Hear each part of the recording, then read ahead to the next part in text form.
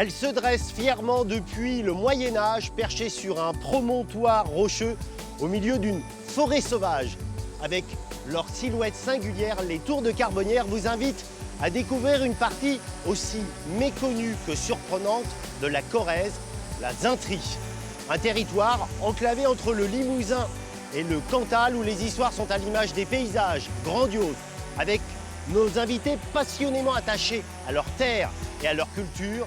Attendez-vous à aller de surprise en surprise, cap sur la Zintrie, la Corrèze inédite.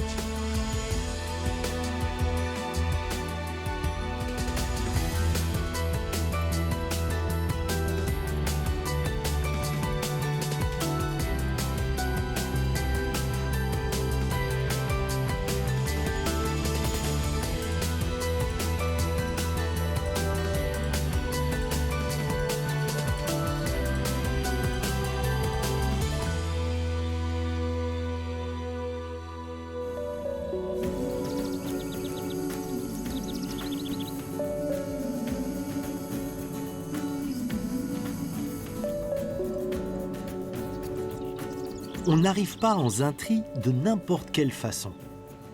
On y monte. Et cela a son importance. En s'élevant, on change de plan. On entre dans une autre dimension. Ce territoire est une sorte d'énigme, un entre-deux géographique, culturel. Limousin, du point de vue administratif, auvergnat par ses paysages. Pour en saisir les subtilités, il faut être né ici, comme Jean-Michel, ornithologue, naturaliste. Bon, ben voilà, on y est. Hein. Quel point de vue, je comprends pourquoi tu voulais nous emmener ici pour commencer l'émission.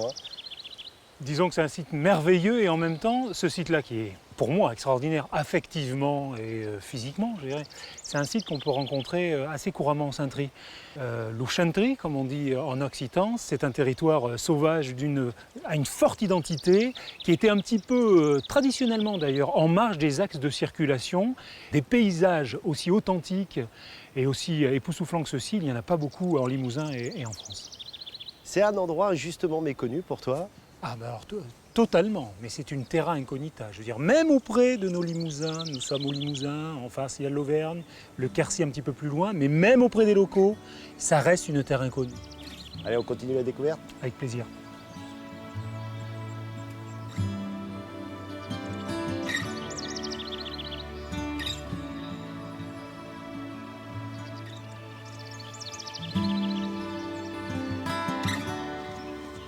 Je suis très impressionné quand même par l'omniprésence des forêts. Aujourd'hui, on voit de la forêt partout, c'est parce qu'il y a eu un exode rural massif. Les gens ont quitté notre région, notre Zintrie et notre Limousin, je dirais 100 ans en arrière. Eh bien, la nature a repris ses droits. C'est ce qui se passe ici. La forêt, c'est un indicateur de non-présence humaine, presque. Ah, mais exactement, c'est-à-dire là où il y a des hommes, évidemment, il y a des paysages ouverts, et là où il y a de la forêt, ça veut dire que l'homme a quitté, c'est de la déprise agricole caractéristique. Alors là, on est où? C'est un bon exemple, justement, de l'exode rural. Alors voilà, une bâtisse. Imagine cet endroit 50 ans en arrière. Tu m'as bien entendu, c'est-à-dire c'est tout récent, je dirais. 50, 70 ans, il y avait encore des gens qui vivaient entre ces murs. Et puis, à l'extérieur, des cris d'enfants, des animaux, évidemment, qui se manifestent, certainement des bovins, mais aussi beaucoup de moutons et de chèvres ici, qui entretenaient précisément ces pentes abruptes. Mais en fait, il y a beaucoup de maisons, c'est un village important ici. Ben, c'est pas un petit village, on peut imaginer qu'il y avait plusieurs dizaines ou centaines d'habitants dans cet endroit. Carbonnières, c'était véritablement un village. C'est là qu'est né mon grand-père. Alors comme tu l'as compris, c'est un territoire rude. Mon grand-père, pour planter le décor, il faisait 1,65 m, il chaussait du 45-46. Alors c'était quelqu'un bien planté en effet sur terre, mais c'était des durs au travail. Et puis, il faut le dire, hein, quantité de ces familles nombreuses. Hein, autour de mon grand-père, il y avait quasiment une dizaine de frères et de sœurs. Quantité de ceux-ci sont morts aussi à la naissance. Je dirais que c'était une forme de sélection naturelle. On vivait avec la nature, on subissait évidemment cette nature-là.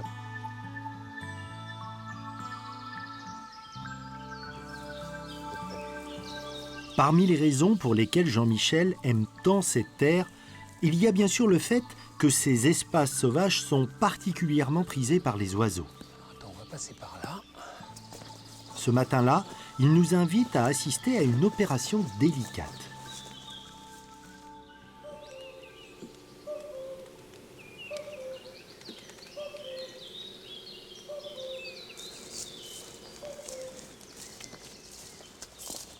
Allez, en avant.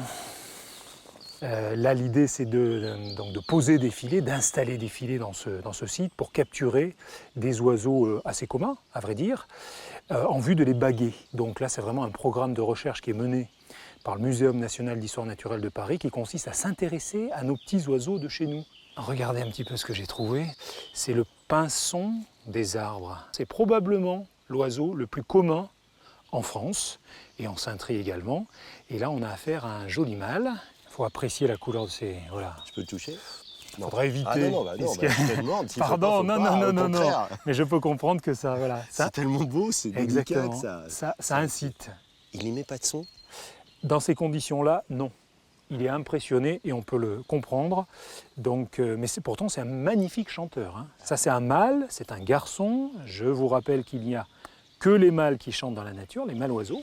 On lui pose la bague un instant. Donc, c'est une véritable petite plaque d'immatriculation avec un code unique au monde, osons le dire, 3 108 409. Eh bien tiens, tu vas le prendre dans tes mains. Ouais. Allez, il faut oser. Comment faut faire? Non, c'est très simple. Pas de mal d'abord, pas le serrer, et puis non, bien sûr. le lâcher côté forêt qui retrouve son domaine vital. Je sens la chaleur. Eh bien certainement. Et son Bon, petit qu'est-ce cœur. que je fais? J'ouvre les mains, c'est tout? Tu ouvres les mains et ça devrait partir tranquillement. À part s'il est impressionné par notre présence, voilà, ça y est. Ah.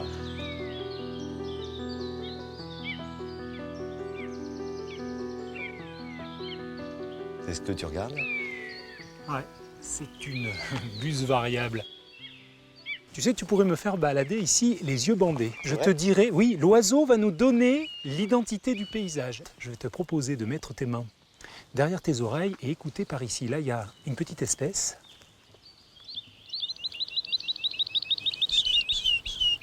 Ah ouais. C'est l'alouette Lulu. Et Lulu, c'est pas son surnom, ça pourrait être ça, mais là, en l'occurrence, c'est l'onomatopée, enfin, voilà, la traduction de sa phrase, hein, le coq fait cocorico, elle dit Lulu, Lulu, Lulu, Lulu. T'es quand même très doué pour reproduire le son des oiseaux. Le simple fait d'imiter l'oiseau, tu deviens cet oiseau, tu deviens un mâle qui défend son territoire et tu peux le faire venir jusqu'à toi, l'entendre beaucoup mieux et pourquoi pas le voir. Et ça marche très très bien. Le ridicule ne tuant plus, il faut oser. C'est-à-dire qu'il peut répondre carrément. Ah, il peut répondre et venir très très près. Moi je le vois très couramment. Tu sais. Allez, vas-y. Coucou. Le bon coucou, il n'est pas réussi. Coucou. Coucou. Coucou. Le tien est plus aigu. Hein. Coucou. Coucou.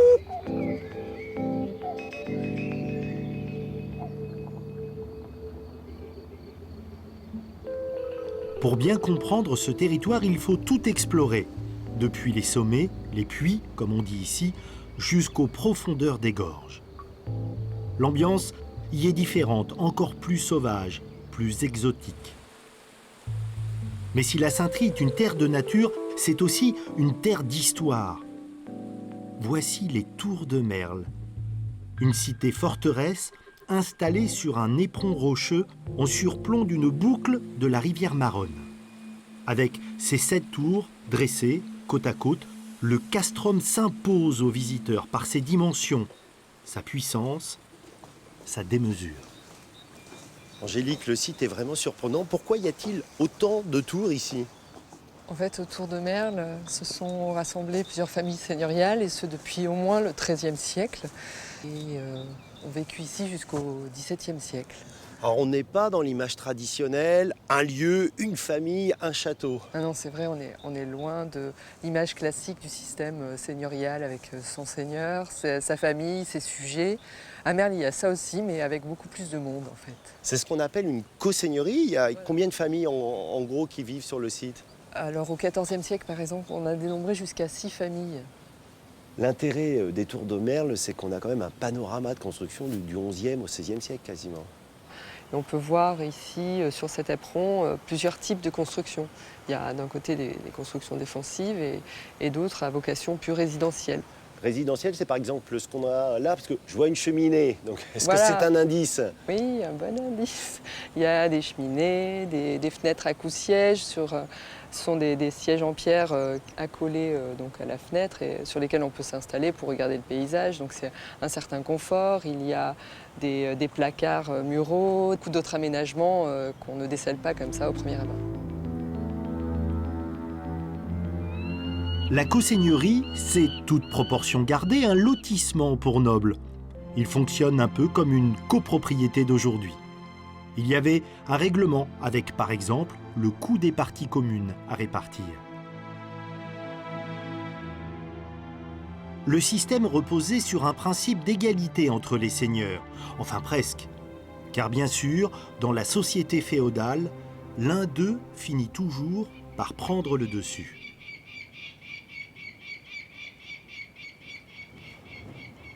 Quel point de vue, quel panorama. C'est la plus haute tour en fait où nous nous trouvons. Pas exactement, non, nous sommes sur la deuxième tour la plus haute. La première est celle-ci, elle nous fait face, c'est la tour suzeraine qui domine le castrum. 2 mètres de plus, mais ça change tout. Ah oui, c'est le seigneur dominant doit montrer qu'il a la plus haute tour et ça fonctionne. C'est très symbolique. Vous êtes né pas très loin d'ici, votre vocation d'archéologue, est-ce qu'elle est née justement grâce un peu à ces tours de Merle, à ce site? Pour beaucoup de Xintricois, Merle est un symbole et on est tous venus petits arpenter les tours et ça fascine beaucoup. Ouais, j'ai beaucoup aimé. Puis j'avais la chance d'avoir une famille qui était passionnée par les écrits aussi, les textes anciens, donc ça m'a bercé. S'il y avait, au pied de ces tours, un petit village d'artisans et de commerçants, l'immense majorité du peuple de Xintri au Moyen-Âge, les paysans, vivaient sur leur lieu de travail, en pleine campagne.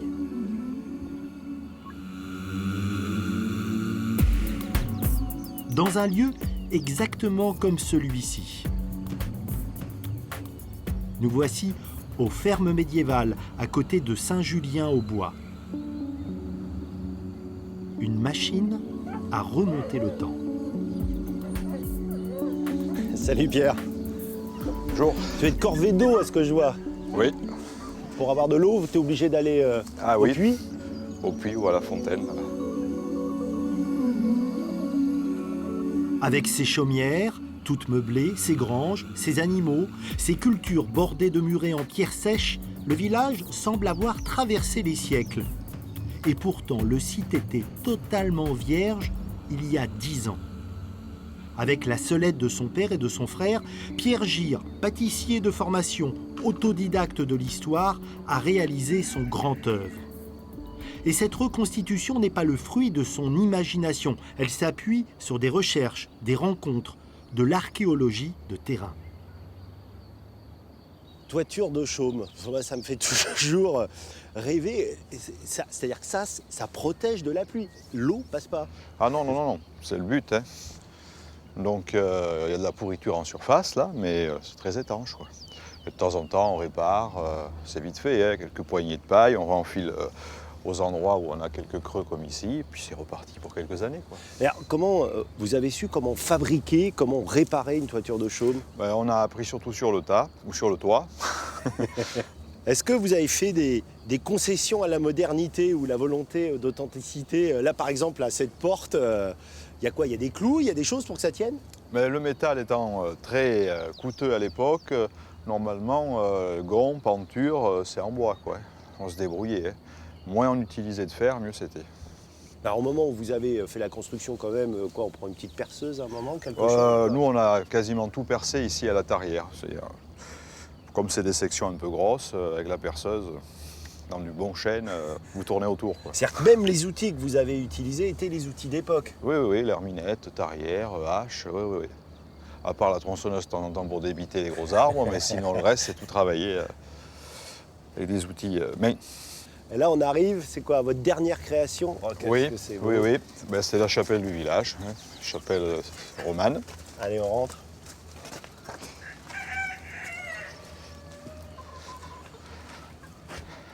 Avec son cimetière. Ça signifie que on a enterré là où on a vécu. Ah oui, oui. À l'époque, la mort, c'est la continuité de la vie, hein. Eh bien, on ne séparait pas les morts des vivants, quoi. Ils restaient au cœur même du village. C'est une période différente de la nôtre. Hein, quand Ah même. oui, si aujourd'hui c'est une rupture, à l'époque c'est une continuité. Et vous avez tout fait ici, quoi. Il n'y Ah, avait oui, rien. oui. Ah non, il n'y avait rien, non, non, non.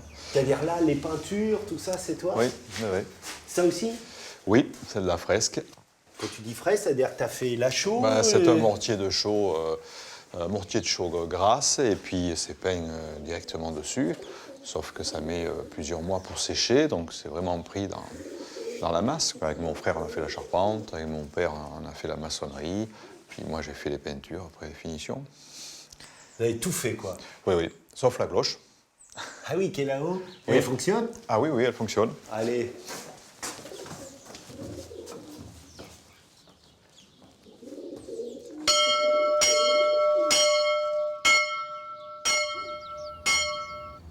Pierre, vous poussez le vie jusqu'à vivre ici, si j'ai bien compris. Oui, je reste toute l'année dans le village, là, oui. Mais alors, c'est-à-dire que vous vivez aussi dans les conditions, bon, c'est-à-dire pas d'électricité, par exemple. L'électricité, j'en ai un peu. Ouais. Une ampoule et une prise, donc Ah oui, c'est quand même très restreint. oui. Pourquoi vous avez cette passion pour cette période? C'est-à-dire que l'évolution était nulle au pays, donc au 19e, on vivait comme au 15e ici.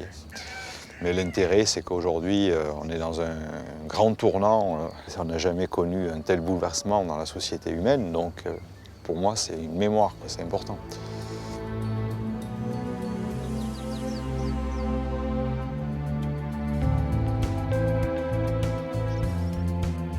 Est-ce les hommes qui ressemblent au pays dans lequel ils vivent, ou bien l'inverse? Une chose est sûre, la Zintrie est à l'image de ses habitants, surprenante, attachante, avec du caractère. L'élevage de la famille Fourtet en est une belle illustration. Depuis plus d'un siècle, 4 générations, on élève ici des salaires. Goodwill, ce taureau de 1300 kg, une bête de concours, permet à la famille de gagner chaque année les premiers prix au Salon de l'Agriculture. Ici, l'élevage se fait avec respect, harmonie, une certaine forme d'amour. Bonjour Yves.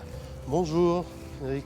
Est-ce que je peux passer? Il y a du jus ou... Il y a du jus, mais bon, je vais pas tenir le fil encore plus bas. Ça doit passer.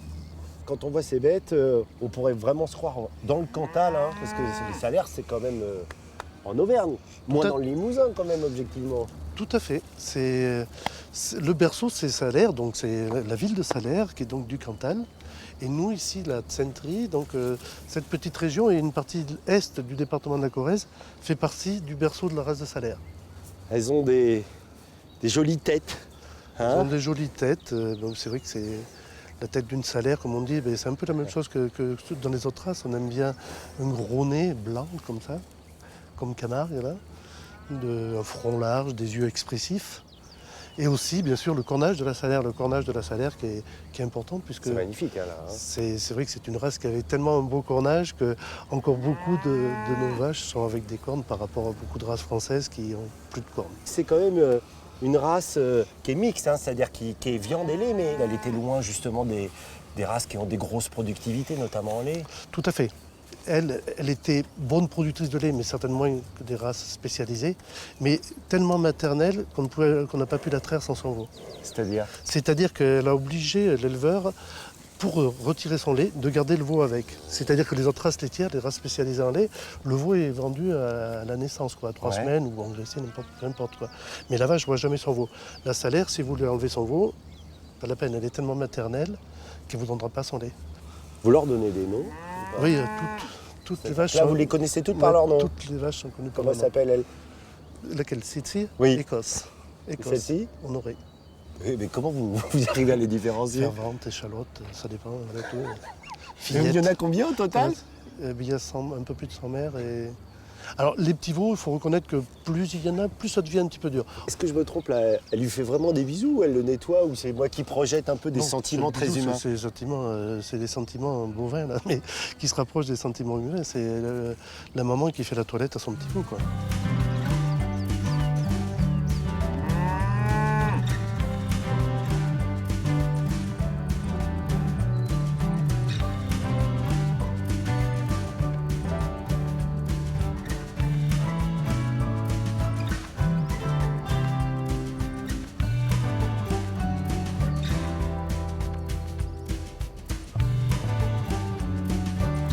impossible de comprendre la Zintrie sans s'intéresser aux cours d'eau qui la traversent ou la délimitent, la Maronne, la Serre et surtout la Dordogne.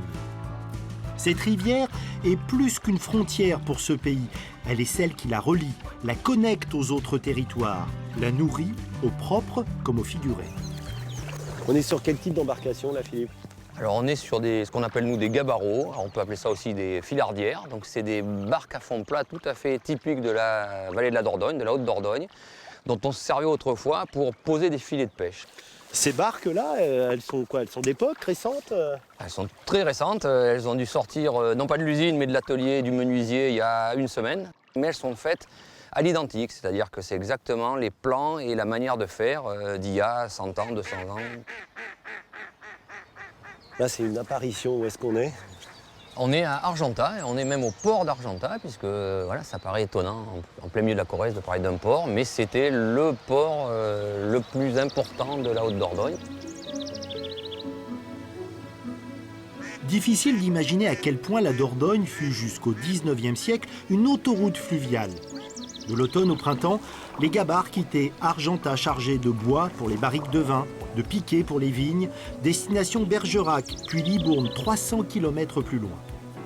Un voyage sans retour pour le bateau qui, une fois sur place, était détruit pour finir en bois de chauffage. Impossible en effet de remonter la redoutable Dordogne.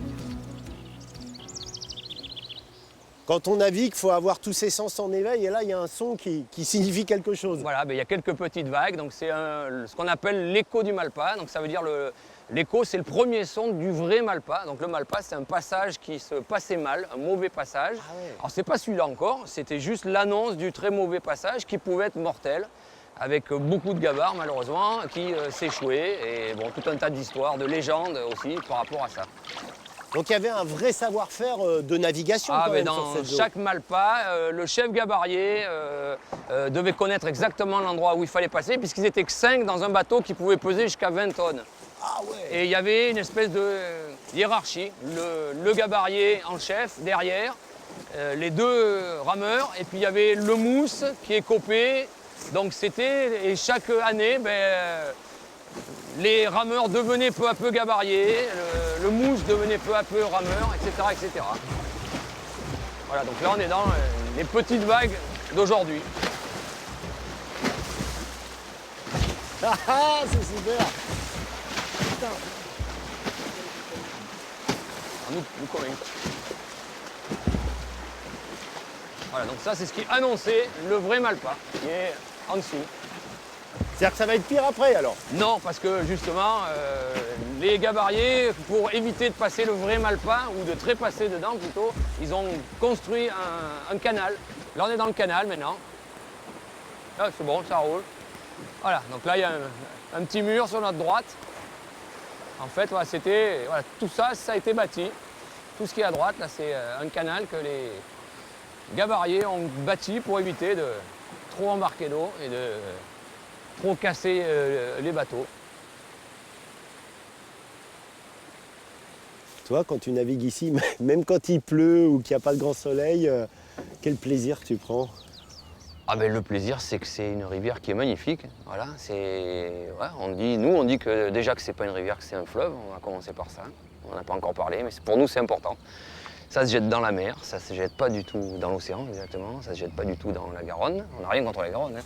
Et puis c'est une rivière qui est encore très très pure, très très propre. Et puis c'est une rivière qui, il y a beau y avoir des barrages, c'est une rivière sauvage encore. Donc c'est une rivière qu'on ne dompte pas comme ça, qu'il faut respecter.